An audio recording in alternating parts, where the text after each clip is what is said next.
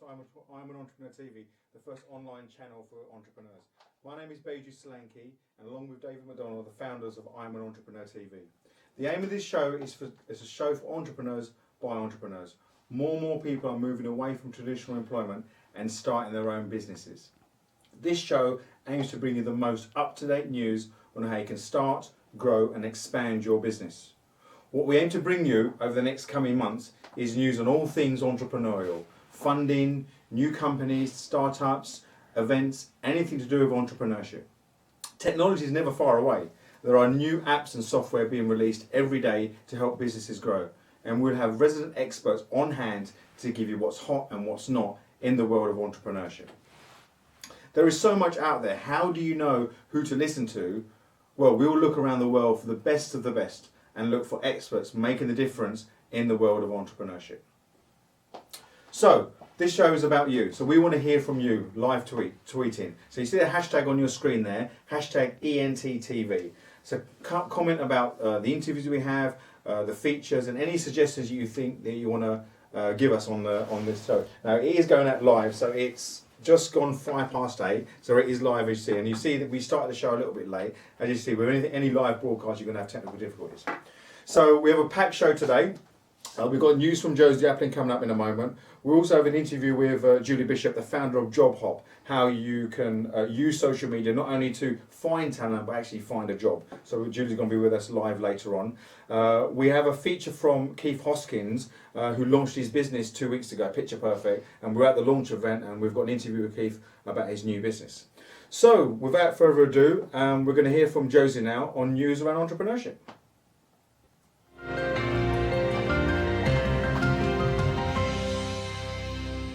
Hi, I'm Josie and welcome to this week's news. The Bank of England's Funding for Lending scheme has revealed lending is down and that small firms are not getting enough help from their own bank. 1 in 3 small and medium-sized businesses are now seeking alternative forms of funding, such as crowdfunding or selling shares. The key issues putting them off banks are poor customer service and inflexibility as top reasons for wanting to change. Our next story is about the skills shortage in the UK. The FSB chairman, John Allen, said that the skills shortage is not limited to the UK companies but is an issue across all of Europe. Lack of employability skills taught at school is to blame. Research from KPMG says 45% of small businesses have a skills shortage within their own company. A further 66% say they experienced difficulty recruiting skilled staff. Our third story comes from the FSB manifesto, which was released today. They call for a seat in Parliament. The FSB has published its manifesto for small businesses and includes better broadband and a crackdown on late payments. The FSB says the UK should have the equivalent of US Small Business Administration.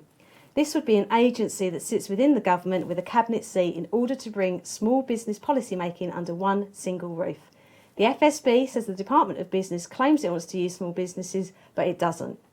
Now, the UK is the only member of the G8 that doesn't have a state-backed investment institution. A small business administration equivalent would play that role. And that sums up this week's news. Thanks.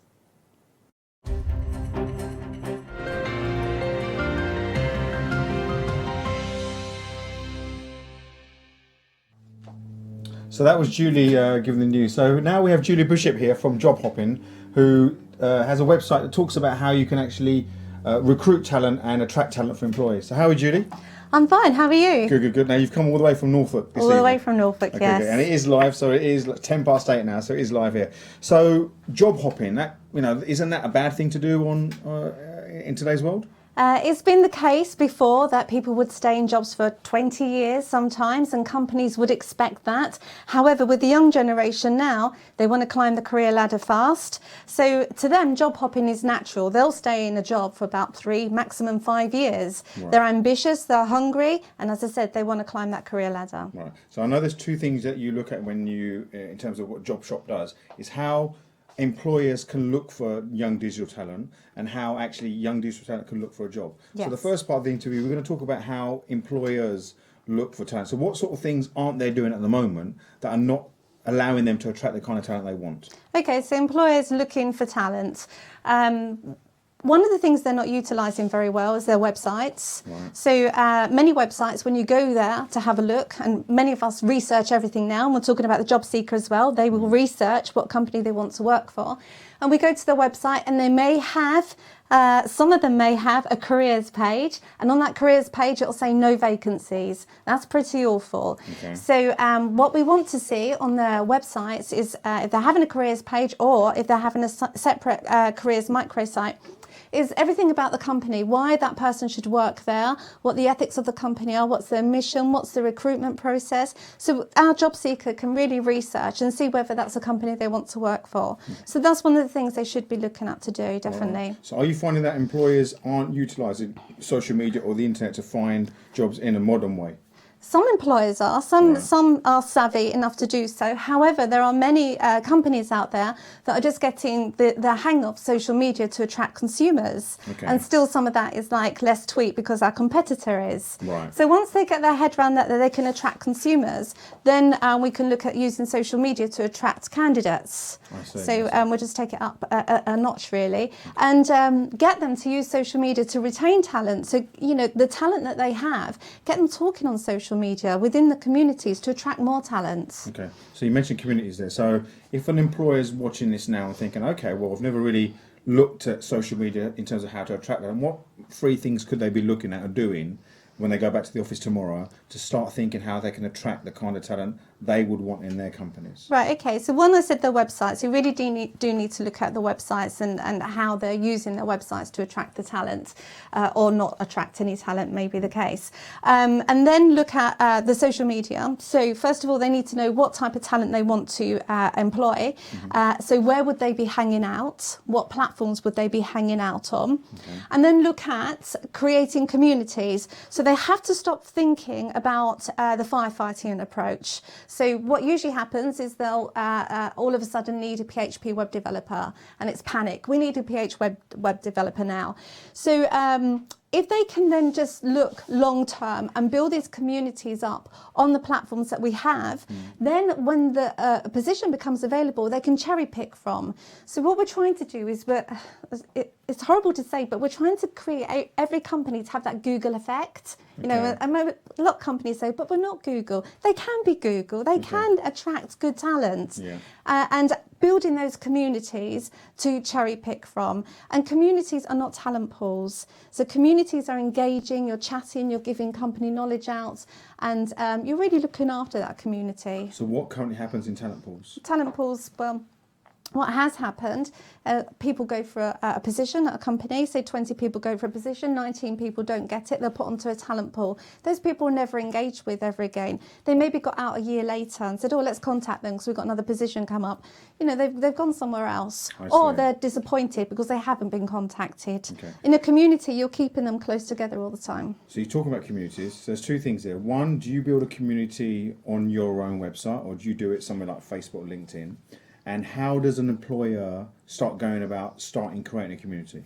Okay, so I don't know the business, but if a business is that way, sort of digitally aware, they can create communities on their own websites. Okay. But if not, we've got many platforms that we can use. So if they think that they need young digital talents, perhaps Facebook would be the platform to use. And we'll give you an example that a Generation Y, so they are mostly young, naturally digital talent there, will be using Facebook. They don't use LinkedIn, so perhaps they'd look at Facebook to create groups. Okay. There are many companies that will use the business pages as a careers page and engage with the community on a business page and using it as a careers page. So they can look at that as an option. So what if you... some companies have this social media policy, you know, we don't tweet or Facebook. How does that correlate with, you know, using social media to try and attract talent if they don't have if they have quite a restricted policy within their company? How does that work? Usually you find that a company will not want their employees to use social media because they think they're not going to be productive by using social media. However, I always say if you have a non-productive employee, they're always going to be a non-productive employee. So we need to look at social media as a good thing to get the brand out there, to chat to their consumers, to chat to their future employees. They need to be educated. I think if they have strong internal branding, that will work out naturally anyway. Happy employees will broadcast that out using social media. So we need to show the employees how to use social media with the brand in mind and what type of message that we want to put out there. Okay. So it's an education really, and that should start at the school. Right, well, it's school, so that's a different... I know, get me on another day for that. So if you're the teacher watching now, what would you say to them, a careers advisor? Yeah, I would definitely say that, they need to be bringing that into the schools, because it's not a bad thing. There are bad things about it, but we need to make them aware of that and show our students how to use it responsibly, and show our students what a great, powerful tool they've got in their hands to get in front of employers when they leave school. So it's like anything, it's not the tool itself isn't bad, it's the way it's used. Absolutely. So to say no tweeting, no posting during school hours. We need to educate how it's used. Well, so there's a massive thing there. If in schools kids are taught to put this away, it's a bad thing. Naturally, that's going to go in the workplace. Well, what we're saying here, they need to embrace what technology is about and how you can use it. Absolutely, because then when they get to the workplace, there won't be any mistakes about the brands being put out there in the wrong way, because they would have learnt all about that at school. Yeah. Have you got any examples of corporates or sort of bigger companies who've used communities to actually enhance their recruitment policy? Yeah, I mean, if you look at EntTv Careers, they have a great Facebook page, which they're connecting with the community. You have, of course, Microsoft. They have a great careers page. Just trying to think of other ones. You mentioned Starbucks before? Oh, Starbucks, Instagram, they do that absolutely well, because they know that their young generation they want to attract use Instagram. So they put lots of great photographs out, pictures out of, great coffee, great place to work, great staff, so it draws them in. So the fact that you've got their customers already posting these things, their talent is there in terms of the next recruitment drive. Yeah, absolutely. Yes, yes. Right, okay. So what would you start if you got an employer? What was the first two things you would start with to get them sort of be more socially aware to recruit the kind of talent they want? What kind of things would you start with? To be socially aware, well, first of all, I'd say to them they need to drill down and find out who it is they want to attract. Okay. We need to look at the culture of the company, because perhaps they've got a culture that they don't want to continue with. Okay. So they may want to attract a completely different type of person to their company. Right. And then once they're drilled down, they know who it is, then we can look at the platforms where they'll be hanging out. So if they want web developers and coders, perhaps we'll be looking at GitHub. We won't be looking at Facebook. Okay. What about retail? How does retail work? If we've got a retail employer, an independent employer's got maybe a shop front, how would you advise them to use social media? I would be saying that when they're interviewing, they need to be looking at the social capital that person comes to the interview with. Okay. So that person comes to the interview at a fashion shop, and she has 60,000 followers on Twitter, then I'd be sort of like taking note of that person. Right, so because they can bring so much business into the shop for them. Yeah. I think as you were talking there, I recall a pub was looking to recruit staff, and what they use is Snapchat. Absolutely. And what they said is, we don't want your CVs, we don't want to come and talk to us, just do a 10-second video on Snapchat. Yeah. And if we get engaged with your 10-second interview, we'll employ, because they're all looking for not necessarily the best bar people, the best people to engage customers. Yeah, so it was a pub in Ireland. Yeah. Was it? Was it a pub in Ireland? Yeah. You're aware of it, right? Okay. And they got some really good staff. They did, yes. Right. And they knew exactly who it was they wanted to employ. They wanted young people that could get a message across very well, quickly, to the point, and they used Snapchat. They knew their young people would be on Snapchat to recruit. Okay. So you mentioned really quickly early on about a company's website, and on the careers website they have no vacancies. Yeah. If they haven't got any vacancies, what could they put on there? Well, when a young job seeker now wants to research, they want to look at the location, what type of ethics the company has, their mission, what their goal is, what type of people work there already, because like attracts like. The benefits of the company, that doesn't have to be insurances and things like that. It could be, they do perhaps bicycle repair day or something. There are all types of benefits that will attract young generation. Right, okay. So and we have to look at that, because companies are aging out, and they need to recruit young digital natives into their organisations to propel. So you mentioned digital native. There's lots of jargon words that we use that Sorry, sometimes am I using too really, many? that's really good. But there might be people out there who are watching thinking, digital native, what's a digital Yeah, native? so somebody that's naturally good with social media, technology, digital. The digital immigrants may be the sort of the older employer who struggles to answer the phone and, and do a Facebook. No, Right, yeah. no, but they're not hyper connected. Let's put it that way. Yeah. That's the other thing we've got to understand is that we're getting not used to social media, but it's not a natural thing because I'm not brought up with it. But like my kids, I've got 3 teenage children, and it's to them using digital. It's for us when we're using a radio or like an abacus when we're young. I don't know how old, but it's so natural to them, and Yeah, absolutely. it's about the employees. They'll do like 5 things at once. They can do more than 5 things at once. Yeah. That's really good. Great. Now, the other part of it, which we're going to talk about in the second part of the interview later, is how a actual individual, young person, can use social media to try and find the right job. Yeah. So we look from the flip point of view. So that's great. So that's really good tips there. Thank you, Julie. Brilliant. So we're going to talk with Julie later on about how you as a young person can use social media to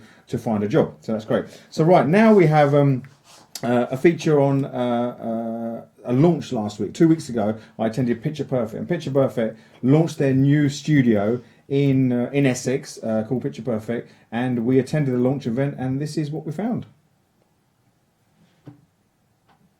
Just going to you now.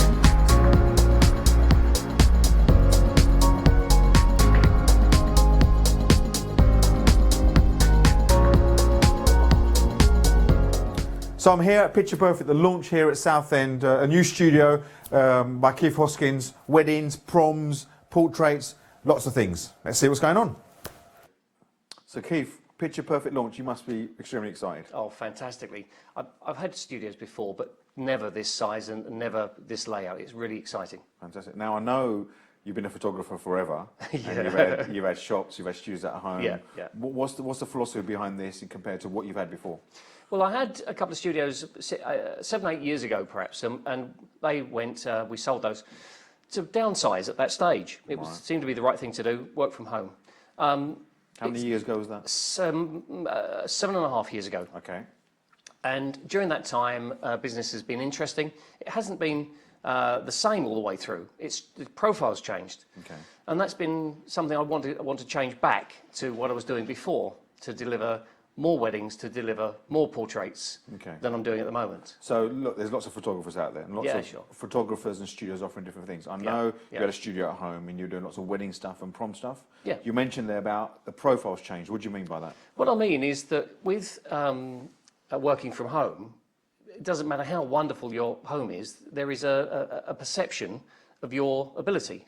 Okay. And that will always be the case, despite the fact I'm fully CRB and DBS checked. I've got all the insurances, I'm members of trade bodies, all of those things. But it does mean that people view you differently. And given that I want to deliver a better experience that the client wants, this is the thing, it's driven by what the client wants. Right. So I'm not saying, okay, fine, this is my package, you have it. I'm saying this is the starting point.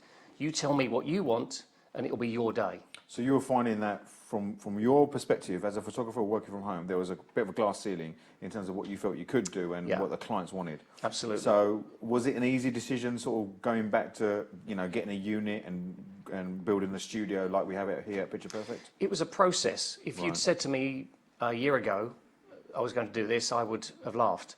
But there's been a process.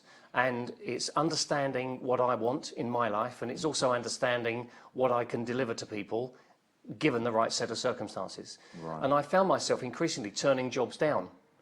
Okay. And so there was a need for people, there was a client need for my work, but I didn't have the facilities. Right. So for people to understand what they could get from a studio, Picture Perfect, for example, what kind of things do you do here? What if a customer comes here, whether it's a wedding or a portrait or, I don't know, a graduation, what can they get? Well, you're absolutely right, and there are lots of photographers. And what I'll tell you now is probably what every photographer would tell you, because we can do exciting stuff in the studio. It happens to be an interesting area because I've made efforts to make different backgrounds and things that aren't just, it's not just the plain white that you get in many studios. But delivering a wedding and all of those things, the shots are pretty much what the shots are. However, you mentioned earlier on that I've been around a long time. I've photographed over 1,000 weddings, and as an example, hundreds and hundreds and hundreds of portrait sittings. The fact of the matter is that experience allows me to be as creative as I need to be, as I want to be, and as the client will want me to be. Because with all that experience, it means I don't worry, I don't have to even think about any of the settings on any of the cameras. I don't have to think about the lighting. I don't have to think about anything because I know where it all goes. I know how it all works. Right. And I know what changing a light from there to there is going to do to how it falls on your face. I get you. And with also all of that, I can just be as creative as I like, and that's what I'm delivering. Fantastic. And I think other people, other photographers, have to spend more time getting the technical stuff right. Great. So there's so here, some of those restrictions that you're up against and some of those areas around producing the right kind of product for your clients are sort of gone away, if you like, Absolutely. in terms of being a studio. Yeah. Now, a lot of people watching this interview, we're also interested in know how you grow your business. So what were some of the challenges you've had over the years in terms of growing your business, and some of the challenges you've had in terms of opening a studio as a business person? Understanding the change in the way you communicate with your potential clients. Was the biggest challenge. And the shift from talking to people who had point and shoot cameras that had a little cassette in the back to people that predominantly, lots and lots of people have DSLRs, they have good cameras. However, there is a saying, there's a cooker in every house. Not everybody's a chef. Great one. So, I've never heard that one. That's well, a good right, one. okay. So I'll use that one. Yeah, please do. But that's the point I've been making. Right. And so, if you going back to your question, this particular shop, it was a bit of a race to get it because it was very, very, very sought after. I was fortunate enough to have a fantastic wife who keeps her eyes open all the time, and she saw this empty, and the moment a small A4 sign went up saying to let, she was on the phone. Right, okay. Which was a Sunday afternoon. Okay. The phone was answered, which was astonishing. Yeah. And we were told who the agent was going to be. And the agent's boards didn't go up till a week later. Okay. So we had a bit of a head start, but it was still really, really sought after, and that was a problem. Right. Moving in here, whilst the basic decoration was done, the studio had to be completely redone. I had a feel for how I wanted the place to look.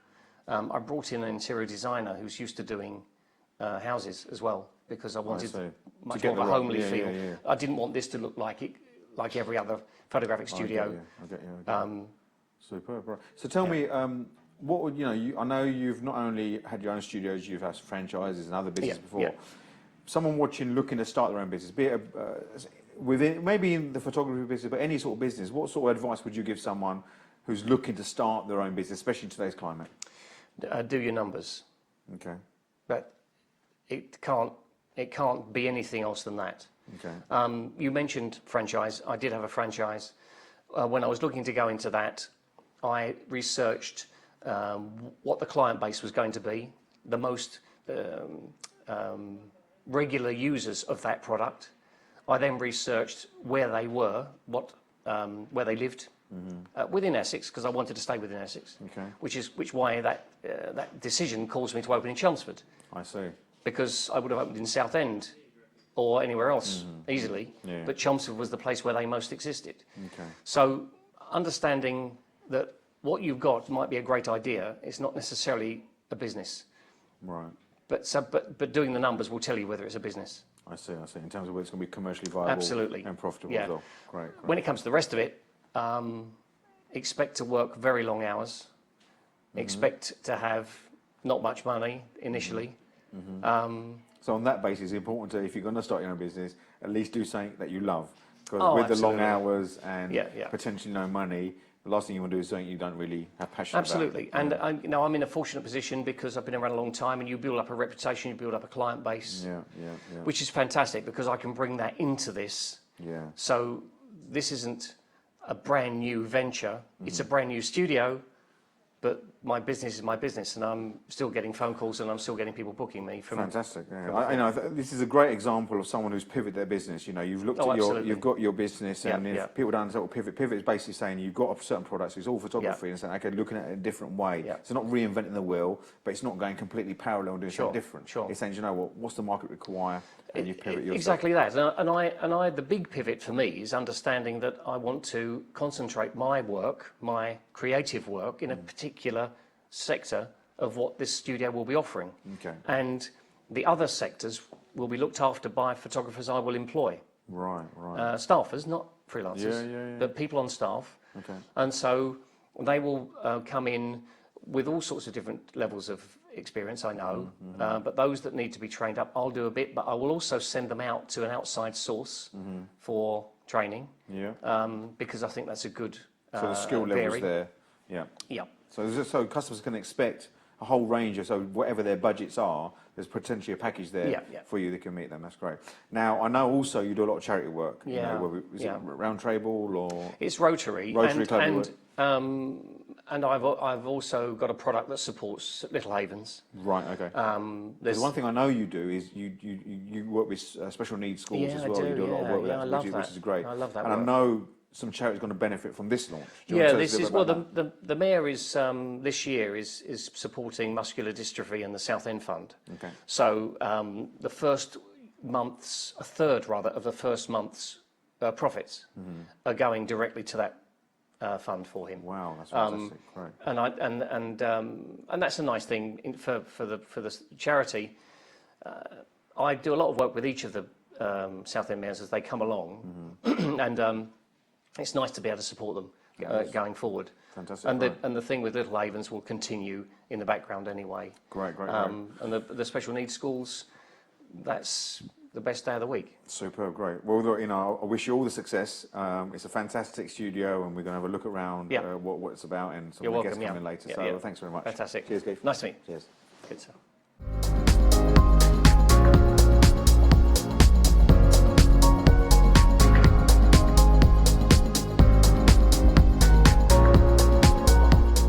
So here at Picture Perfect's launch in Southend on the Ridgeway, we have Keith here. Hi, Baiju, how are you? Yeah, very well, good. So we're going to have a small tour of the studio to see what's going on. So we've got the canapes here for the guests. Hello, Jill. Hello. That's great. So let's go. So this is the main studio, and what's going to happen here? This is a 3-section area, which is really cool. Okay. So we're standing at the moment in what you might call reception. Right. The middle area is actually a viewing area, so when clients come in to look at their wedding photos or their portraits, whatever it is, they'll be here and looking at the proofs on screen here. Okay. And then towards the back, I have an idea that I might use the corner for another area for photography, so we can have a bit more of a room set. It's a work in progress, but it'll be looking fantastic when it's good. When it gets there. Now I see you've got some old cameras here. That's right, yeah. And one of them is really special. It is. Now it's been removed from there, Has it? and it's been put somewhere else. So if you want to go and grab the one that's in the centre. Okay. This one here? That's it, yeah. Okay, I got this from a cereal pack, huh? Yeah, you probably did actually. Okay. Kodak Brownie 127. Yeah. And what's so special about this? Well, it was the very first camera I took a picture on. Wow. Not one like it, but that very camera. That was my mum and dad's camera, and it's the first one I held, looked through, and pressed the button. Can I dare to ask what year that was? You can dare to ask. You're not going to give me an answer? If I say to you that the camera was manufactured in around about early to mid 50s. Right. Okay. And I was about 4, I think, 3 or 4. When I pressed the button for the first time. And you've kept so you're looking at something like 1960. Does it still work? You can't get the film for it anymore, unfortunately. All right. Okay, good. And you've got some other cameras here. Yep. Some of these I've used, but most I haven't. Right. They've been given to me over the years by people that are interested in preserving them somehow. None of them is particularly valuable. Right. But, 10 to 50 pounds perhaps. Right, so this is the front reception where people see, then we go to the back through the studio, yeah? Yeah, that's right. There's a little transition area. And this is the main studio? This is the main studio. We've got a few areas here. Okay. If you look at what we've got here, the curtains provide almost a classic white background, which everybody has. Yep.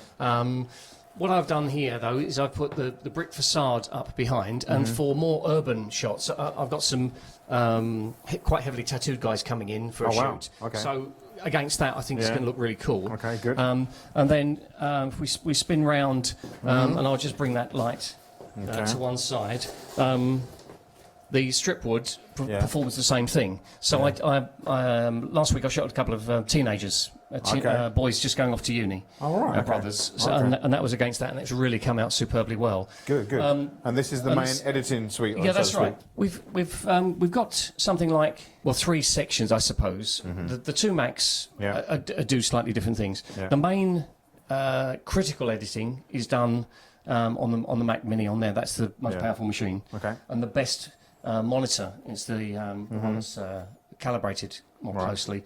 The iMac does second stage editing, and then the PC here is used predominantly for a little bit of editing, not really too much at all, but it's mostly the admin. Oh, thank you. Cheers, Keith. Thanks a lot.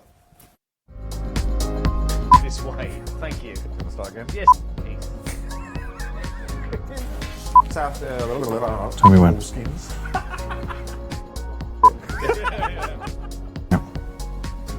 Tell me when I go live. Put your hand up when I'm live.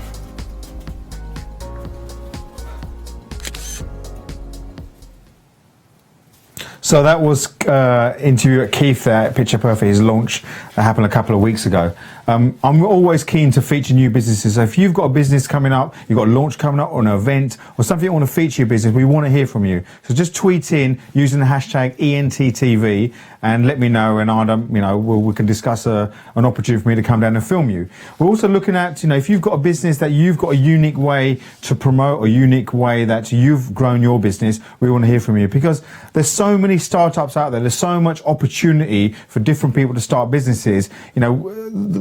By sharing your knowledge and letting other people understand how you've grown your business only helps others. Now, last April, I ran an event called Want to Be an Entrepreneur, and I do a lot of talks in schools around entrepreneurship and help people understand that it's not just about business plans and VAT returns and stock controls. Those things are important, but that's not the things that are going to help you grow your business. And I'm really keen to help young people, also unemployed people who feel that the opportunity to start their own business or have the life they want has passed them by. And Want to Be an Entrepreneur is an event that I ran, was all about helping people understand that it's all about how the choices you make and the mindset you have that can have an impact on growing your business. And I'm doing another event. Another event is going to be in January. But have a look at now. This is the montage of some of the speakers from the previous event, and it gives you a flavour of what the event was about. This is Want to Be an Entrepreneur back in April this year.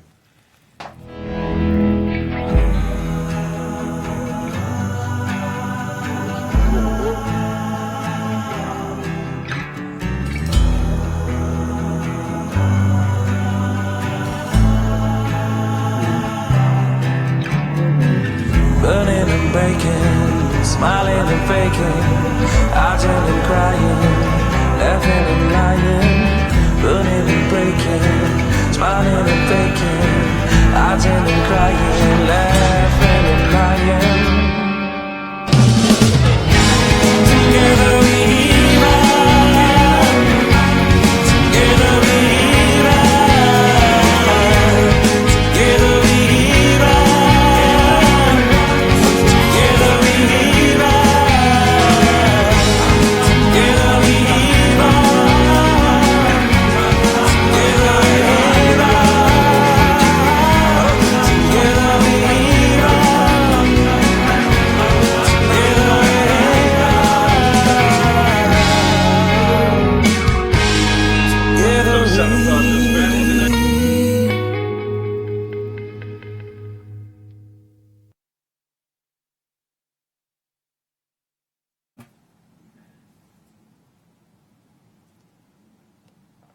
So that was Want to Be an Entrepreneur last April, which was a fantastic event. So the next one's going to be on January the 16th. Details of that will be out soon.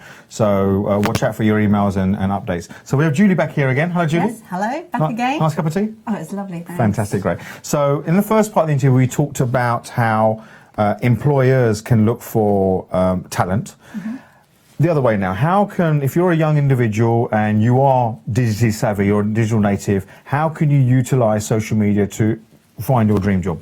Okay, one of the things that Job Hop always says, first of all, is because our young generation naturally just communicate like that, sometimes they put out stuff that employers tend not to like. So we call that sort of digital dirt. Digital dirt. So we advise them to clean that up. So we go through the groups that they're connected to. So they may be connected to groups that employers probably won't look upon favourably. Right. And comments that they put out there, photographs, Saturday night photographs that they put out there. So we do say, right, if you've got that in mind, to go for a new job or just get into good practice now for when you want to start networking with employers, start cleaning up digital dirt. Right, then again, we ask them to drill down. Where is it that they want to work? What skills do they have or what skills do they want to get? Who would be their preferred employers? The more focused they are on who they want to work for, then they can start networking with them and contacting them online using the social media platforms. So traditionally, you know, some careers advisor may advise, you know, get your CV and send them to people and say, oh dear sir, I've got the X, Y, Z. But what you're actually saying is, they can be quite choosy because you're saying pick the kind of employer you're looking to work for and position yourself that they feel attracted to you. Is that what you're saying? Absolutely. I'm going to probably upset many people now because I really hate CVs. Right. I want to ban CVs. I really do not feel that you can get everything across on 2 pages of A4 paper. I feel with our technology that we have, if we're building up great profiles out there, we can showcase our projects, our work, our skills to future employers much better than sending in a CV and hoping it lands on someone's desk. So just on that, what would you say to employers who are still asking for CVs? Oh, I say quite a few things. What can you say that's going to be broadcastable now? I do say to them, why are you still using the CV? Right. I mean, we talked earlier about the company that recruited from Snapchat. Yeah. There are many other ways of recruiting or building those communities up to cherry pick from. Do not rely, well, I say do not rely on CVs. I personally do not like them. They're called curriculum of life. They've been about for hundreds and hundreds of years. We need to change. Yeah, I get what you're saying. So I reckon you're saying you don't like CVs. That's correct. Okay. So if we go back to the digital savvy youngster who's maybe have left college now, left university, who wants to, you know, they understand social media like, you know, it's the back of their hand. So you said what they shouldn't be doing is get rid of the digital dirt. So what kind of things could they be doing? So wake up tomorrow morning, what 3 things would you suggest they start doing? Well, I would suggest that they look at their profiles. Right. So making sure that the job that they want, so they've done their drilling down, the job that they want to do, they start using their profiles to put the correct keywords in to attract employers, internal recruiters or recruiters looking for those types of people. Right. And always think about the job that you want to do. As many people say, well, I haven't got that experience.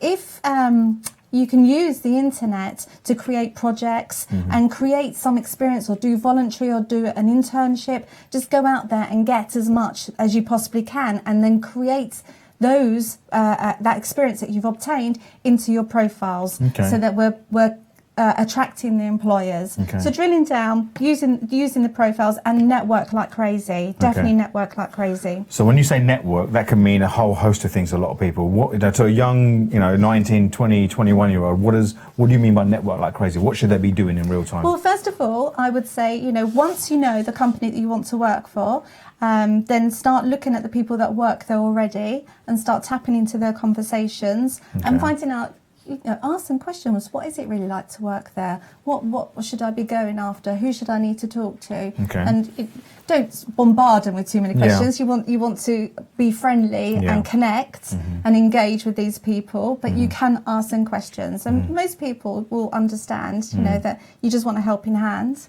And where will this conversation take place? Because I would assume that a lot of the youngsters are familiar with Facebook and Twitter. But there's another network called LinkedIn, which a lot of the employees may be using. Should youngsters be going on LinkedIn and creating a profile, or should they ignore that altogether? No, don't ignore it. See, this is where job hop comes in. It fills that gap between LinkedIn and Facebook, because our young digital talent are using Twitter and Facebook and they're not using LinkedIn. 66% of young social job seekers think that LinkedIn is just business networking and that's it, and they avoid it because it's too stuffy. It's not social. Young generation are social. So I would encourage them to get on there and create a profile. I would encourage them, if they're using Twitter, then perhaps get on there and look at the employers and find out if they have Twitter through their profiles and connect with them on Twitter. So they can do that.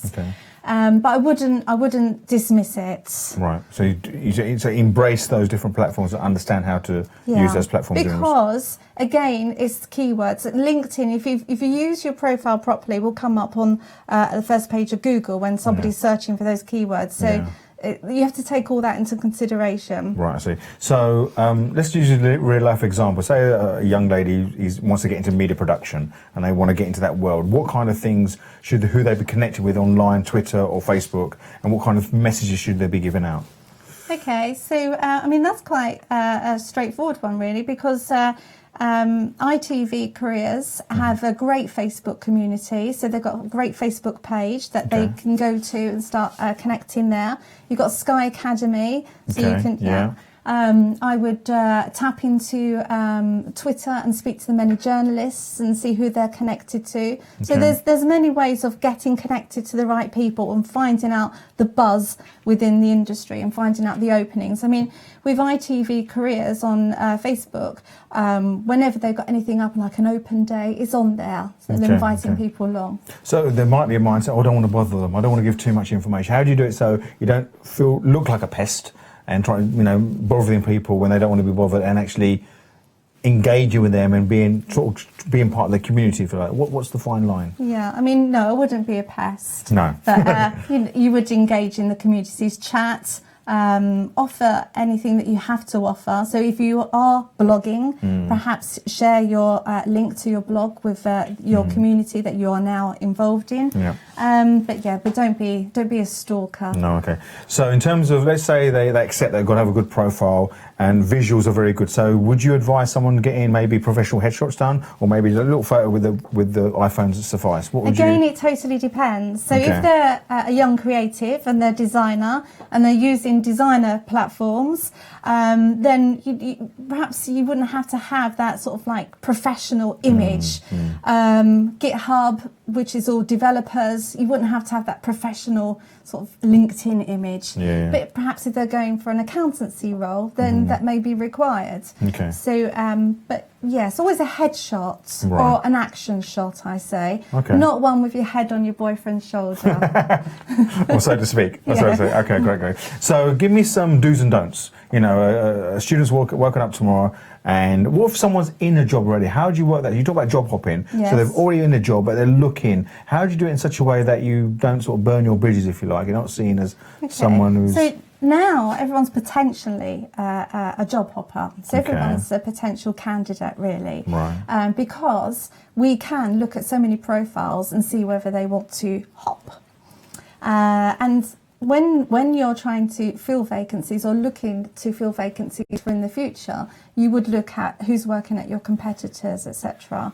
So yeah, I mean, I would definitely say that you need to fill out your profiles well. Right. Okay. So let's talk a little bit about Job Hop, what they actually do. So you work both with employees and digital natives who are looking for a job. So what does Job Hop do, and how can, if someone's watching, say, okay, that sounds interesting. How can I... So what we do, we show employers how to use what they've got to attract talent.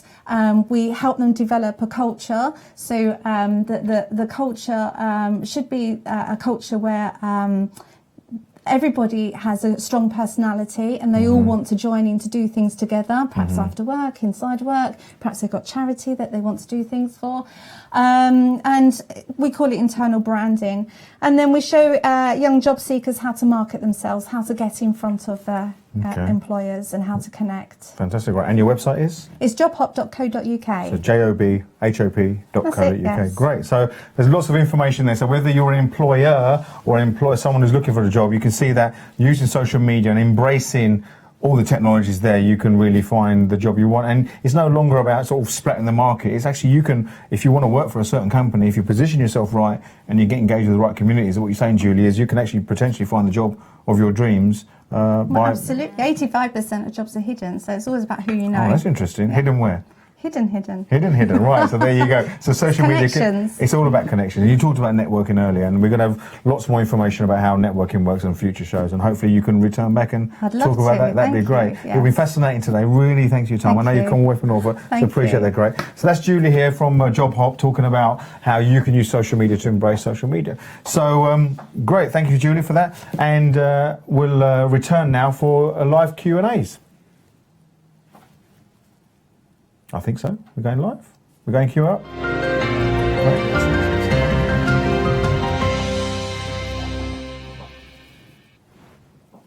Are we live?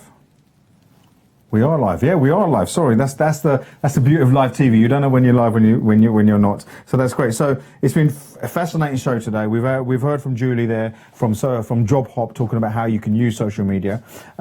We saw the interview from Keith Hoskins at Picture Perfect about how he's launched his new studio. So like I said earlier, if you've got a business that you want to tell other people about, come and tweet me and let me know. So we have a couple of questions here on, I've got a couple of emails actually, not tweets, emails. Somebody's saying here, how can they actually come on the next show? Well, okay, I'll contact you there. We'll know about the next show. But next week we have Sammy Blindell, and she's going to talk about how you can create a buzz around your brand. You know, brand is a really important thing. It's not just a logo. A brand tells a story. But what Sammy's going to be talking about next week is how you build a buzz around your brand and how you can get people talking about your brand when you're not there. So that would be great from Sammy. So hope you enjoyed today's show. You know, I apologise for the late start and I apologise for some of the technical hitches, but that's what you get with live broadcast. Really looking forward to this channel and really looking forward to what more experts we can bring you. But if you've got people that you want to hear about, come and tweet me, come and email me, and hopefully we'll bring that to you. So that's it for today. Thank you so much for watching. And if you haven't caught this show, tell other people about it. It'll be available on the YouTube channel, I'm an Entrepreneur, recorded live about a few hours after the live broadcast. So that's me, Baiju Solanki, saying bye and see you next week. Thanks a lot.